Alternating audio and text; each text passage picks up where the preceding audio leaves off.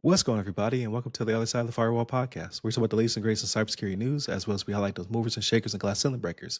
Those people of color have made it to the other side of the proverbial firewall. My name is Ryan Williams, and as always, I'm joined by Shannon Tynes. What's up? What's up? What's going on? So thank you for tuning in. So Monday and Tuesday are topics, Wednesday discussion, Thursdays Ask CSSP, Fridays everything else, movies, books, games, all that cool stuff.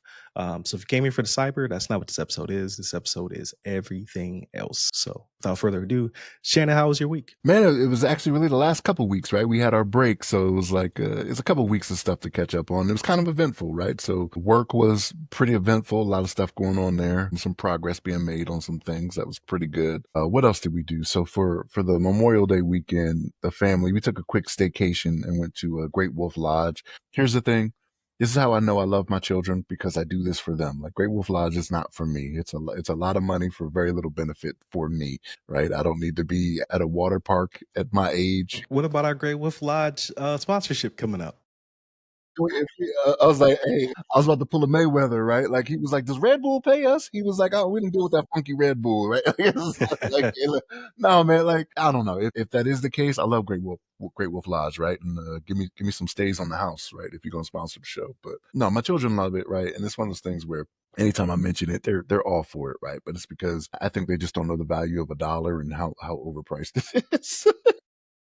They don't understand money. Yeah, I'm like, yo, I can get you all this candy for less than $17 a cup. You know what I mean? Right? It's crazy, man. It's wild. But no, they enjoyed themselves. Got lots of video and pictures of them doing the rock climbing wall, and like they have like this little I don't want to call it an obstacle course, but they put you on a cable and you're suspended above where you do stuff, right?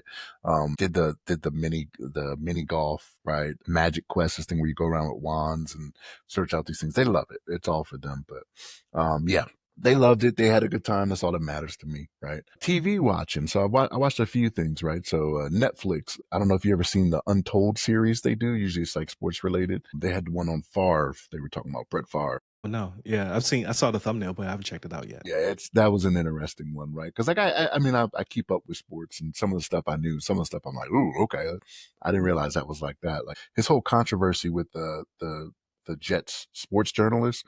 Yeah, I was gonna say some pictures or something, right? Yeah, well, he was sending pictures that were unwanted, Unsolicited. unsolicited. Pictures, There yeah. you go. But it turns out she never actually leaked the story. Like, somebody else leaked it on her behalf. She didn't come out and say he did this to me. She was afraid of losing her job. So somebody else actually put it out there, like, hey, he was doing these things, which was different from how I thought it went down. But it was an interesting watch, man. Like, it's always one of those things where if he was your hero, they tell you to never meet your heroes, right? Well, these documentaries do a very good job of putting you Right. where you know a lot about them, you know what I mean, based off people. Because like they had journalists from Green Bay that were talking stuff. Like this one guy, it's crazy because he was like, he said his editor came to him and said, hey, I need you to write an article about Brett Favre, the family man, this, that, and the third, blah, blah, blah. And the guy was like, I'm sorry, I don't write fiction.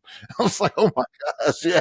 I was like, oh. Jeez. I mean, and there have been rumors, like when it comes to athletes, like there's a fair amount of them that are out there doing their dirt, but it was Nelson. Yeah, wasn't he allegedly steal money from like people or something sitting there? Okay, I gotta watch it because there's a lot of weird fire stuff. Yeah, it was the welfare fund in Mississippi, right? Like he's originally from Mississippi, and this is after he retired. Like that case is still ongoing right now because of the amount of people that were in the know for that. So like the governor, the person that ran the welfare program, Brett Favre, they got texts of stuff that was sent back and forth. Like if you're texting to government employees, you better believe that their devices can be Yeah, it's official record. Yes, exactly. Yeah. So there's just stuff going on there where it's like it was an interesting watch, man. For any sports fans out there, I highly suggest it. What was the other thing I watched? So I watched another documentary recently about the Titan submersible, the one that imploded a couple years ago. Okay. Yeah, that was interesting in that the people that they interview on there, like this guy that ran this company, Stockton Rush, I think was his name. I remember his name being. He died. It's sad, but that guy definitely was just flouting the rules and just did not care about what was going on. Like some of the stuff that Gotcha. some of the people that were in the know and that were working for Ocean Gate, some of the stuff they said, they were just like, there's no way. Because the Coast Guard did an investigation on it, right? And they're going to release the report later this year, I want to say the documentary said. But some of the stuff that's come out and been in the news, it's like this guy definitely was just, he flouted the rules. He didn't care. He was going to do it anyway, right? So like these people did, him and the people that were with him did not have to die, but he just was like, I do what I do. Like one of the people said that he came out and said one time, like they were in the briefings they do before they go on a dive. He was like, yeah. He said we're registered in what did he say, the Bahamas. He said there's no punitive, there's no, what did he say? Something along the lines of, I will not be punished by the Bahamas if something should go wrong. So don't try to sue me, is what he said, right? And like he Mm, came right out and said it. And yeah. so it's like, you're doing wrong then. Like if for you to even kind of make that joke, you're flouting the rules. And it's crazy. There was one other guy that was in the documentary that he was as adventurous as this guy was, but even he was kind of like, yeah, there was a point where it was like that might have been a bit much, right? But and I don't know what it is with me, like a lot of things that are like Titanic or like disaster related, like I read up on them, right? Like it's just, I don't know why it appeals to me, why it appeals to the masses. I think it's one of those things where it's like, because it was in the news so heavy on rotation. 'Cause Right. remember, there was that 4 days where they were like, they could still be alive. And they showed some stuff in this documentary where it's like, they kind of knew, like there's a point, it's reported in the news where his wife, the owner, Stockton Rush, his wife was head of communications or whatever it was. And I saw this before I saw the documentary where there was a news article where they have video because they're documenting everything where she hears the implosion. We know it's the implosion. And she looks to this guy and says, what is this sound? And that guy looks at another guy and I'm like, he knew Right. right then, like, cause she was like, what's that sound? And he looks at another guy that's standing there and the guy that he's looking at walks out of the room. Like he kind of walks kind of fast out of the room. So I Yeah. think he knew too what they had just heard because of what they knew what was going on in the background, like all the problems they were having and things of that nature. But and I think maybe the wife knew because she had like kind of an uncomfortable smile on her face when she said it to him. Like, what was that sound? But the thing is, I think they got a little bit of false hope because they heard the sound and then it was a couple seconds later, there was a message that came up from the submersible, right? Okay, well, maybe, but it was just a matter of the amount of time it takes for sound to travel and for that Right. communication to get there. Like you heard the implosion. Which I don't know. It's a sad state of affairs, especially when you had that kid that was 19. I call him a kid. You say over 18 is an adult, but the one son is just it's a sad state of affairs. And like his mother and the other guy's wife was on the show and they're interviewing her and they're talking to her and it's like, man, that's painful. Like I can't imagine losing. Like if I was to lose my wife and one of my children on an adventure like that, right? Like I can't imagine that. Yeah. And It again, reminds me of Kobe and his daughter, right? right, right. Like Yeah. when him and Gianna were on the chopper, it's like because you know what's wild about that is I remember watching the news coverage on that, and there was a point where they said the whole family was on the plane, like Kobe's whole family was on the plane. And I was like, oh my gosh, like I know he has like 4 kids, his wife, him. I was like, that's terrible. And then it's, I'm not saying it's better. It was only two of them, but like it's one of those things where in this day and age, like things like that happen, and it's sad, man. But with the Kobe situation, it wasn't like I don't think anyway. They were flying a helicopter that they knew had issues, right? Like No, no, yeah, yeah. Just yeah, it just reminded me because of the dynamic, right? yeah, A parent and their child. right. But yeah, it was a sad state of affairs, man. But that's kind of where we are in the world to where people are just pushing those boundaries and they just try to find a way around these things. It's just sad. But yeah, I've been watching a little bit more Modern Family. I'm almost at the end of that. But yeah, that's kind of it, man. Like I've been spending time with the family, going out doing stuff. But what about you, man? I know you had an adventurous time. What about you? How was your last couple weeks? Yeah, I had a good time. So my wife took me to Cancun to celebrate belated birthday, just because the holiday comes after my birthday. So it was like we could just utilize these days off to go and do a quick turnaround vacation. So did 3 days. Yeah, yeah, I was there for 3 days. Got really bad sunburn on my forehead and my shoulders and back, but that did not deter me whatsoever. Luckily, it didn't start bothering me until it was time to leave, and I was like, "Oh man!" I used to see my forehead's all broken out. I was like, "Oh man, I really did it this time." Yeah, that for whatever reason, those UV rays out there are different than in Florida, right? Like I got ate up. Sunlight's different in Mexico, but I had a great time. It was a great resort. I went to the Majestic out there, one of the Majestics that's out there by the water. We had a blast, did a bunch of stuff I never thought I'd do. They had a foam party. I went to that. They had a silent party. So I don't know if you know what a silent party is. So silent party, yeah, with the The headphones. headphones, yeah. Yeah, there's three DJs. In this one, there was three DJs.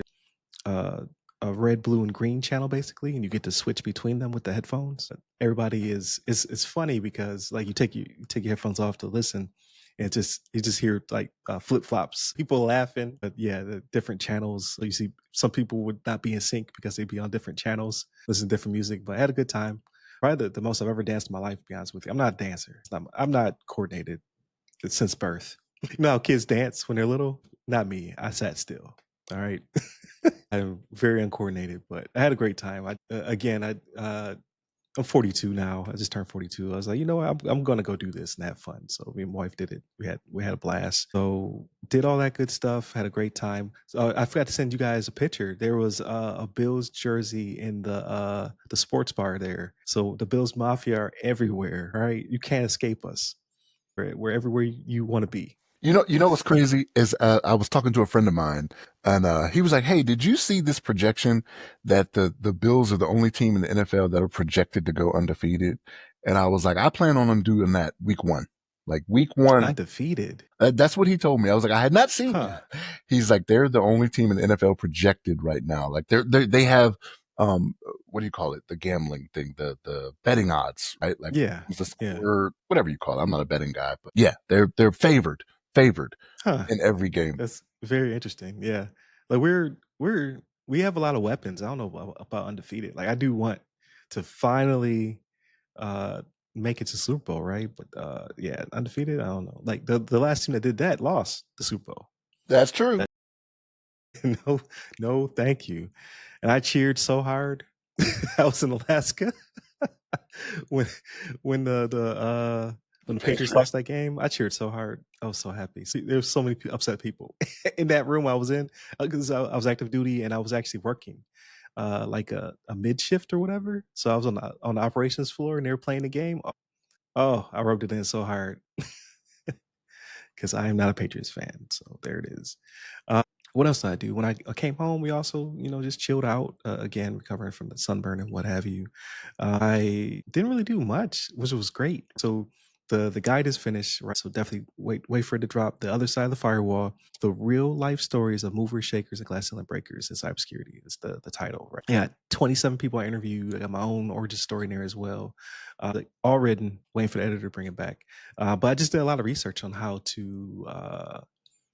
to do a book launch by yourself, self-published. I'm going to do everything by myself, what I need to do, who I need to reach out to. So that will start rolling soon. The whole point was to not do much going into this because I'm gonna be super busy uh, for myself. Right? So that's even more pressure.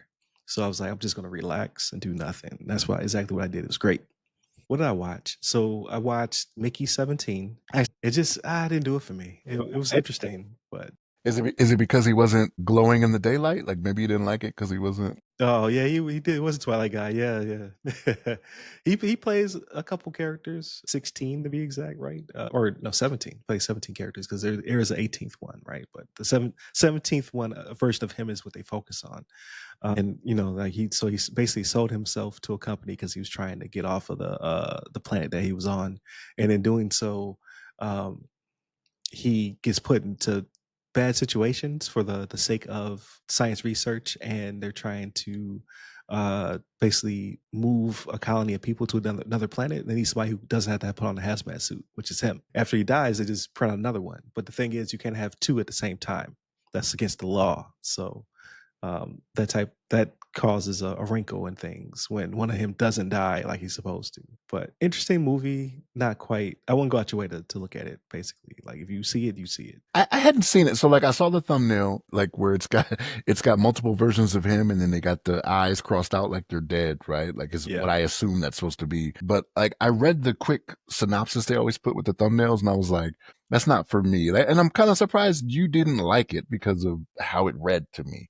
Like I usually Yeah, it should have been something. I don't know. Like, it wasn't funny enough, and it wasn't story enough, like enough narrative to it. Like it was just like was like in a pocket that was just like meh. I actually fell asleep on the ending and had to watch the ending again the next day, and I was just like, nah, I see why I fell asleep. So we got a lot of stars in it, but yeah, it just didn't pull me enough to ever want to watch it again. Today we're gonna go watch Final Destination Bloodlines. Like Junior really wants to see it, so we're gonna go to the movies and see that one. Iffy on it. Like I've think I've watched all of them. I might have missed one or two. I'm not sure, but I do want to see it because Tony Todd's in it. But I could wait for this to come home. Like I skipped out on the Thunderbolts, but I'm gonna watch Final Destination Bloodlines in theater. The last one I did watch in the theater was the first one, so I did see the first Final Destination in theater. Yeah, which was really good. So, but I think the first couple were my favorite. Hopefully, they say this one's good though. So we will see. Then TV show wise, didn't really watch anything. Oh yeah, I did actually. So I watched the finales of The Amazing Race. I forget what season they're on. Survivor 47, I believe. Is this 47? No, it's 48. So Survivor 48. I watched the endings of those. Very satisfying. I like who won. That's the first time I ever watched Survivor from beginning to end. Usually I catch it at the end when they've weeded out a bunch of people. But I got to watch all the people hit the beach down to the last three when they go to tribal. So I thought it was pretty good. So I'm a fan now. I'll watch season 49 should be dropping because they do two a year. So it should be dropping in the fall. So I'll definitely watch that one as well. Amazing Race was good too. I think they're already on a new season, so I'm behind on that one. Solo Leveling is the anime I picked up. So a friend of mine, Matt, was like, "You got to watch this." So I started watching it. I was just like, "Meh." At the beginning, like the first couple episodes, I was like, "It's very much like every anime I've ever seen." And then there's a twist. I'm like, "Oh," and it just keeps going from there. I was like, "This is not a path I thought they were taking." It just keeps going. I'm just like, oh, "Okay, I like it. I like it." It's very short, right? Comparative. It's only 12 episodes per season. Only two seasons out there, so I could do that. That's doable. Some animes, they'd be like, yeah, we're on episode 1000. Be like, no, I'm not watching that. Not going to happen. And then game wise, still playing the same two games. So, Expedition 33, as well as Doom the Dark Ages. I'm almost done with Doom the Dark Ages, though. It's pretty short. It's just I can't play it in front of the kids. So I got to play it on my own time because it's pretty violent, but really good. I'm really enjoying it. And that's pretty much it. Like I said, I didn't do a lot, but that seems like a lot. But it's not really a lot. And then the 5th, was that Thursday? Because today's the first. So that Switch 2 drops. So I still have a confirmation since I got it. It's coming from Best Buy. Should be at the house on that day. So just in time. I bet you I get the guide back from the editor probably the same day as the Switch drops. I guarantee it. I'm like, uh, Decisions. so I only have one game for it. I bought the system and I bought Mario Kart. I tried to get the bundle, sold out, so I had to buy them separately. The game's getting expensive, boy, $80. But it is a game that I'll be playing for the entire life of the Switch.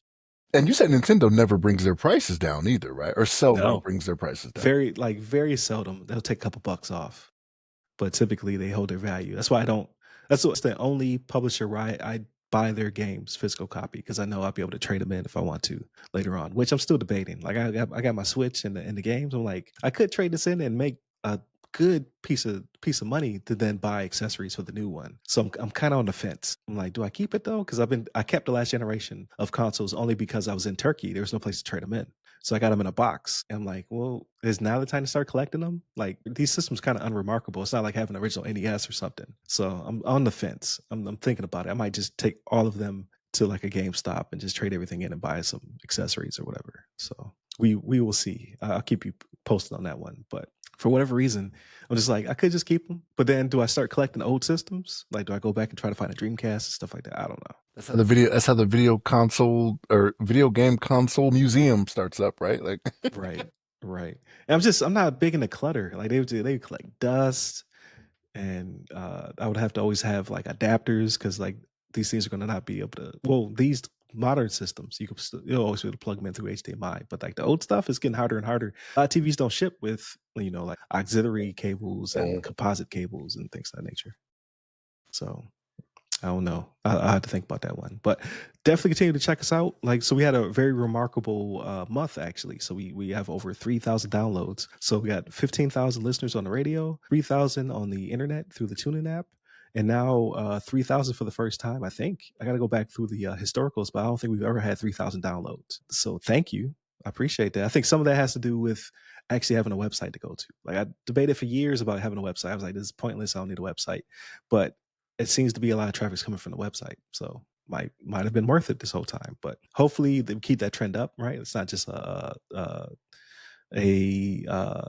A flash in the pan or like a quick. yeah, or something like that, like a coincidence or something like that. But we were 4 episodes lighter this month because of the break, and we still went over 3,000. So it's pretty remarkable. Definitely continue to hit up all the websites that go by our name. So the other side of the firewall.com, ramcyber.io, or you could just search the other side of the firewall, the other side of the FW, or ask a CISSP. You can find me personally. I'm at RYRY Security Guy. That's RYRY Security Guy. You can find me on pretty much everywhere, but LinkedIn's where I'm most responsive. And then, yeah, continue to tune in. We greatly appreciate it. Look for the guide. It's going to drop sometime soon. So definitely I'll start to advertise that pretty soon, as I get that copy back from the editor. So again, it's going to be called The Other Side of the Firewall, the real life stories of movers, shakers, and glass ceiling breakers in cybersecurity. And you'll be able to find it on the other side of the firewall.com. Yeah. Stay safe. Stay secure.